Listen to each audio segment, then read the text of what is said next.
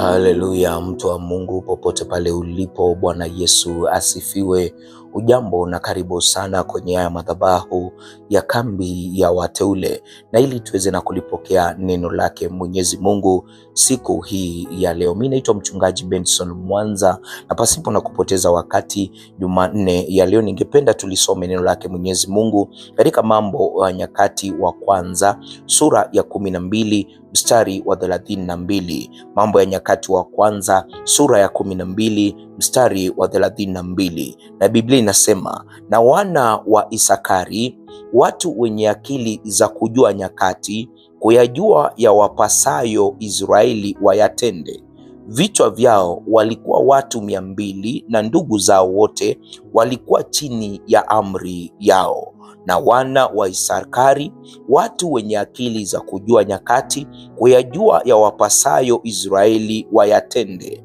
Vichwa vyao walikuwa watu 200, na ndugu zao wote walikuwa chini ya amri yao. Baba, zungumza nasi kupitia hili neno lako, kanene nasi, katufundishe, na juu zaidi tukarekebike, juu zaidi tukapate mwelekeo, juu zaidi tukapate kufundishika, na pia tukaimizike, yote ikiwa ni kwa utukufu wa jina lako. Roho Mtakatifu msaidizi wetu, tusaidie kulielewa hili neno, yote ikiwa ni kwa utukufu wa jina lako, katika jina la Bwana wetu na mkombozi wetu Yesu Kristo naomba na kuamini, amen.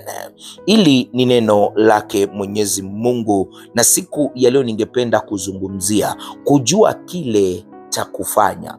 Kujua kile cha kufanya. Wajua, katika maisha ukijua kile cha kufanya, automatically utakuwa kiongozi.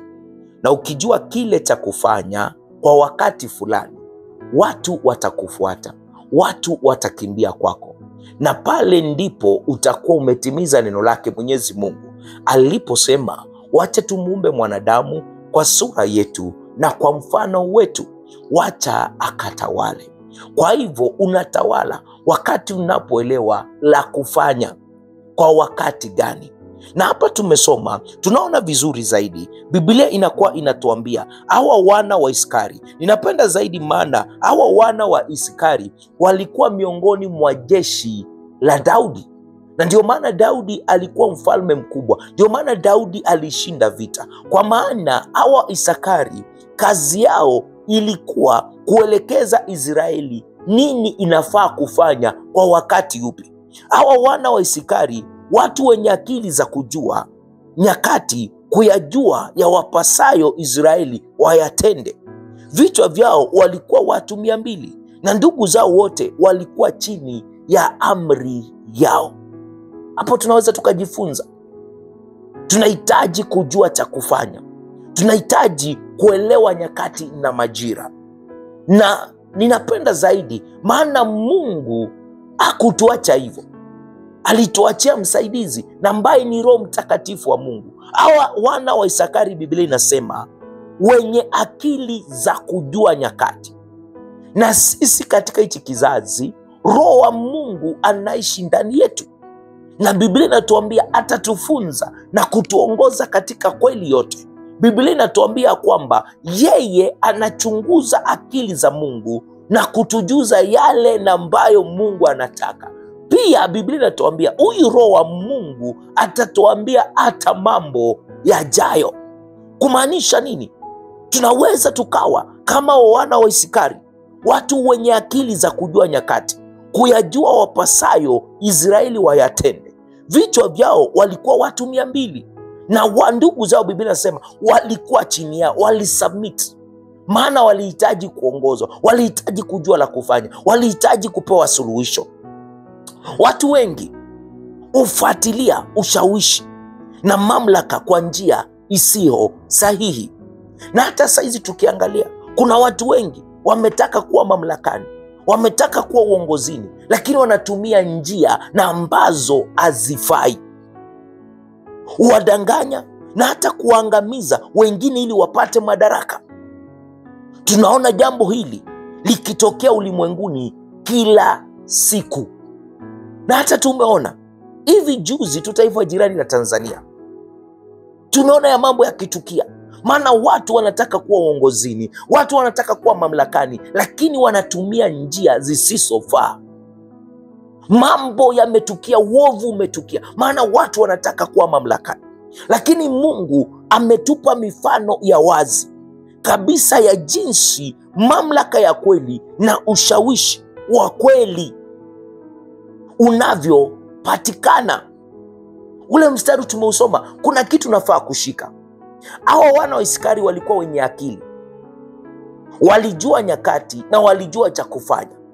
Na kutokana na hilo, Biblia inasema kwamba ndugu zao wote walikuwa chini yao, walikuwa katika uongozi wao. Kwa sababu gani? Ndugu zao walitambua hawa kina Iskari, hawa wana wa Iskari, Biblia inasema kwamba walikuwa wenye akili, walielewa nyakati, walielewa cha kufanya, na hivyo walipata uongozi katika njia za kimungu.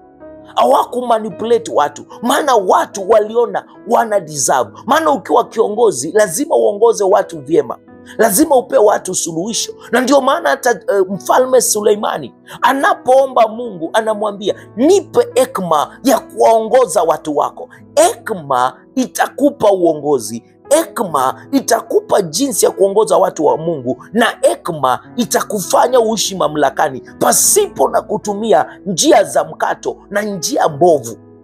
Bwana Yesu asifiwe. Angalia, Mungu alitupa mfano wa jinsi mamlaka ya kweli na ushawishi wa kweli unavyopatikana.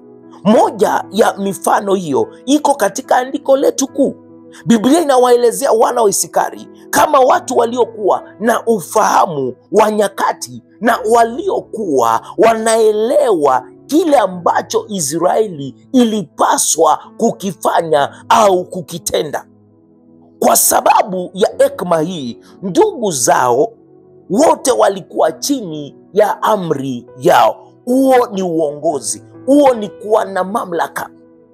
Mtu anapopewa hekima ya kimungu na ufahamu, anapokuwa mtu anayejua kila mara nini cha kufanya, iwe ni wakati wa msukosuko katika kujenga maono au kutatua matatizo magumu, wale waliomzunguka huanza kumtazama kwa mwongozo, huanza kumtazama kama kiongozi. Bwana Yesu asifiwe. Na ninachopenda zaidi, Roho Mtakatifu wa Mungu tumepewa atuongoze, atupe hekima. Na juu zaidi, Biblia inatuambia kwamba Yesu Kristo amefanyika hekima yetu itokayo kwa Mungu, na Yesu Kristo yuaishi ndani yetu. Kwa hivyo ni kumaanisha lazima uwe mtu umeokoka, lazima uwe mtu na ambaye umemkiri Kristo kuwa Bwana Mwokozi wa maisha kwako, na ili kupata hii aina ya hekima na ambao watu watavutiwa na wewe. Watu watasema, wacha mchungaji Benson awe kiongozi wetu, wacha tuketi chini ya amri ya huyu mhubiri. Kwa sababu gani? Kwa sababu anajua cha kufanya, anaelewa nyakati, anajua cha kutenda. Bwana Yesu asifiwe. Na ndio maana unaona ulimwenguni watu wanakimbia, mara wanasikia kuna nabii, wanakimbia pale na wanaketi chini ya yule mtu wa Mungu, nabii. Kwa sababu gani? Kwa sababu wanataka kusuluhishiwa mambo, wanataka mwongozo, wanataka kujua wafanye nini kwa wakati upi. Bwana Yesu asifiwe. Nasi pia tunaweza tukamwomba Mungu na ili tuwe kama wana wa Iskari. Na nimekuambia tukianza kwamba sisi tu zaidi ya wana wa Iskari, maana Mungu anaishi ndani yetu. Roho Mtakatifu sasa anaishi ndani yetu, na yeye ndiye mwenye hekima yote. Yeye ndiye anayechunguza akili za Mungu, yeye ndiye anayetufichulia mambo yajayo. Bwana Yesu asifiwe. Biblia inasema katika Mhubiri 8 mstari wa 5 kwamba mtu mwenye hekima atajua wakati wa jambo la kufanya. Watu wamehangaika, watu wamebahatisha biashara, watu wamebahatisha kazi, watu wamebahatisha ndoa, kwa sababu hawana hekima. Hawaelewi wafanye nini kwa wakati upi. Bwana Yesu asifiwe. Na ukiwa vile, kwanza utakuwa kiongozi juu ya maisha yako. Maisha yatakupeleka vile anataka, maisha yako yatajisalimisha kwako. Utakuwa in control ya maisha yako, maana unajua nini cha kufanya kwa wakati upi, maana uko na hekima. Na ukishafanya vile, watu pia watatazama waone, na wao watajisalimisha kwako chini ya amri yako, kwa sababu nawe umeelewa, kwa sababu uko peke yako, uko na Mungu. Bwana Yesu asifiwe. Huyu ndiye Mungu alivyokuumba uwe mtu mwenye hekima na ambaye anajua wakati wa jambo la kufanya, wakati anajua jambo na wakati wa kulifanya. Mungu alikuumba Mungu alikuumba utawale juu ya kila hali, na huwezi ukatawala pasipo na hekima. Na hii hekima tunaipokea kutoka kwa Mungu. Hii hekima tunaipokea kutoka tunapomruhusu Kristo katika maisha yetu. Mamlaka ya kuongoza hutokana na kujua kile cha kufanya. Wale wanaotembea katika hekima kama hiyo, kwa asili yao huvutia watu na dunia huwavutia nao. Angalia, ukisikia mtu mwombezi fulani anaona, utapata watu wameminika pale. Kwa hivyo sisungumzi mambo ambayo haeleweki. Utapata watu wanakimbia, hebu niambie nini kinatukia kwa ndoa yangu, hebu niambie kazi yangu ilifunga. Yani mambo kama haya, maana watu wanataka kujisalimisha kwako, wanataka uwape mwelekeo. Lakini yule mwovu shetani ametaka advantage, anataka kupotosha watu. Nasi sisi kama wana wa Mungu, Mungu siku moja atatuuliza, maana ametupa uweza, ametupa mamlaka, na juu zaidi ametupa mwanawe wa pekee Yesu Kristo, na juu zaidi ametupa uweza wake Roho Mtakatifu wa Mungu. Kwa hivyo ni wajibu wetu tukae katika nafasi yetu kama Wakristo, tuwe watu wenye hekima, tuelewe mambo na wakati wa kuyafanya, tuelewe nyakati na majira, na hatutapotoshwa. Watu wetu hawatapotea, tutawaelekeza katika njia zinazofaa. Bwana Yesu asifiwe. Wale wanaotembea katika hekima kama hiyo, kwa asili yao huvutia watu na dunia huwavutia nao. Hauhitaji kuwadhibiti au kujilazimisha katika nafasi fulani. Unapokuwa kweli unajua cha kufanya, iwe ni katika huduma, iwe ni katika huduma, iwe ni katika biashara, iwe ni kazini, iwe ni shuleni, iwe au hata katika ngazi ya kitaifa, ulimwengu utakuona. Bwana Yesu asifiwe. Watakujia na maswali yao kwa sababu wataona kwamba una majibu. Haleluya. Katika Yakobo, nikimalizia sura ya 1 mstari wa 5, Biblia inasema, lakini mtu wa kwenu akipungukiwa na hekima, na aombe dua kwa Mungu awapaye wote kwa ukarimu, wala akemei, naye atapewa. Tutakapofika mbinguni, kuna watu watakosa kuingia mbinguni kwa sababu walikosa hekima. Haleluya. Shika hilo. Kuna watu hataingia mbinguni kwa sababu walikosa hekima. Na Biblia inatuambia, lakini mtu wa kwenu akipungukiwa na hekima, kumaanisha mtu wa kwetu, mtu ambaye ameokoka nyakati zote, anastahili kuwa na hekima, maana amembeba Kristo. Lakini Biblia pia inaelewa huenda atapungukiwa, na Biblia inasema, lakini mtu wa kwenu akipungukiwa na hekima, na aombe dua kwa Mungu awapaye wote kwa ukarimu. Mungu si mkono gamu, anatoa kwa ukarimu kwa wote wale wanaomuomba. Na utapata hekima, na utakuwa kiongozi bora katika hiyo kampuni, katika hiyo familia, katika hicho kijiji, katika hiyo nchi, na Mungu atatukuzwa. Namalizia na kusema hivi, hauhitaji kuwadhibiti wengine au kujilazimisha katika nafasi fulani. Unapokuwa kweli unajua cha kufanya, iwe katika huduma, kazini, shuleni, au hata katika ngazi ya kitaifa ulimwenguni, utakuona ama ulimwengu utakuona.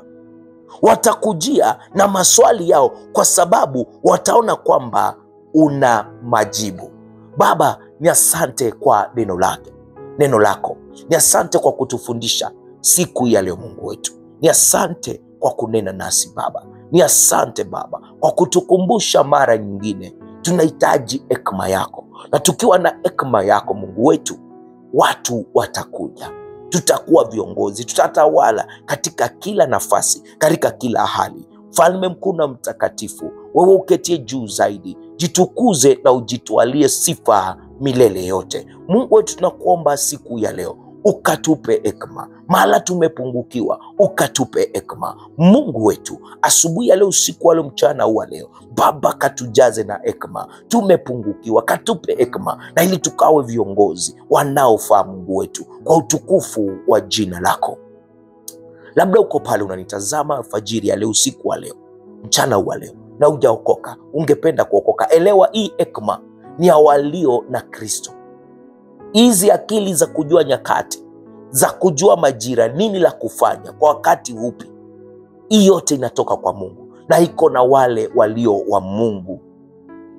Ungependa kuokoka, ungependa kumpokea Kristo, sema: Bwana Yesu, siku ya leo naja mbele zako.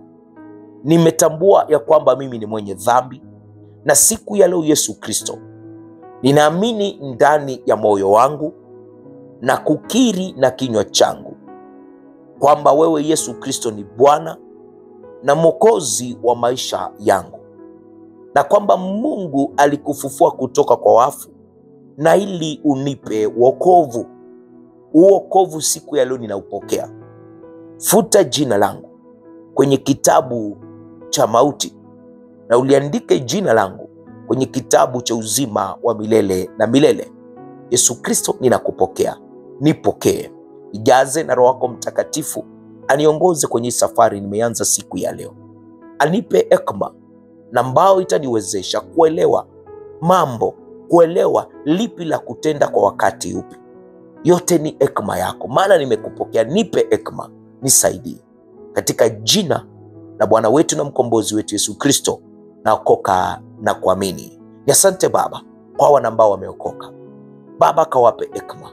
Baba, kawajuze, kawape akili za kupambanua nyakati, za kuelewa nyakati, nini la kufanya, maana wameokoka. Na ili Mungu wetu wakawe kielelezo chema, wakawe viongozi wema, yote ikiwa ni kwa utukufu wa jina lako. Tusaidie Baba na utuongoze, katika jina la Bwana wetu na mkombozi wetu Yesu Kristo naomba na kuamini. Amen. Asante sana kwa kulitazama hili neno lake Mwenyezi Mungu siku ya leo. Mungu akubariki, Mungu akuzidishe. Mimi naitwa Mchungaji Benson Mwanza. Nyakati zote haya mahubiri yamekuwa ya baraka kwako, nawe pia kuwa wa baraka kwa haya madhabahu. Nibariki na mali zako na Mungu atakuzidishia. Na unatoa kupitia M-Pesa 0792593648, 0792593648, 0792593648. Ukiwa nje ya Kenya ni +254 792593648. Hadi hapo kesho Jumatano, mimi nakupenda sana na kuacha na neema ya Bwana wetu Yesu Kristo na upendo wa Mungu Baba na ushirika wa Roho Mtakatifu ukae nasi sasa na hata milele. Amina na kwaheri.